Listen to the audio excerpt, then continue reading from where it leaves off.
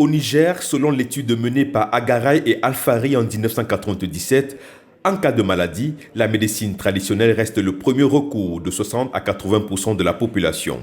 C'est pourquoi la valorisation des plantes médicinales constitue une préoccupation majeure pour de nombreux chercheurs et responsables des pays du Sud. Celle-ci trouve d'ailleurs tout son sens avec la pandémie de la Covid-19 où elle a fait l'objet de nombreuses sollicitations au point que sa contribution potentielle aux efforts de riposte à la Covid-19 soit retenue comme thème de la 19e journée africaine de la médecine traditionnelle célébrée le 31 août de chaque année et dont les activités ont été organisées ce 21 septembre à Niamey. L'Organisation mondiale de la santé, la médecine traditionnelle constitue une opportunité dans le cadre de la lutte contre la COVID-19. La contribution de la médecine traditionnelle dans la prise en charge du cas de COVID-19 peut se faire dans la prévention et la prise en charge. Il est possible d'utiliser de nombreux résultats sur les plantes africaines pour mettre au point des médicaments en vue du traitement de la fièvre, de la toux sèche, des difficultés respiratoires et d'autres symptômes chez les personnes atteintes de la COVID-19.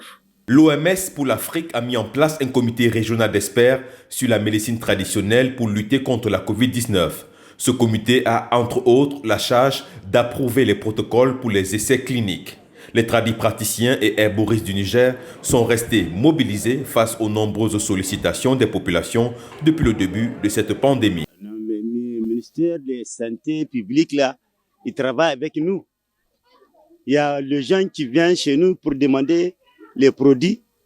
Bon, si on y voit que ton maladie, là, ça dépasse nous, on va t'envoyer à quelque part. Ouais, c'est pas chez nous seulement.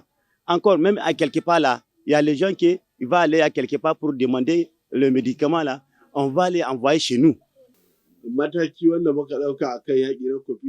Nous remercions le Seigneur de nous avoir montré cette journée d'envergure qui constitue un véritable cadre d'échange entre les praticiens de la médecine traditionnelle et les autorités en charge de la santé publique.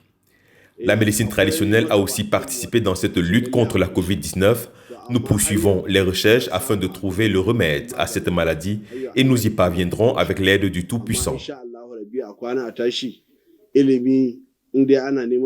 Au Niger, l'OMS a soutenu la création d'un répertoire des praticiens de santé, l'élaboration et la validation de la stratégie d'intégration de la médecine traditionnelle dans le système de santé et l'élaboration et la validation des outils de gestion de la médecine traditionnelle dans le code d'éthique et de déontologie.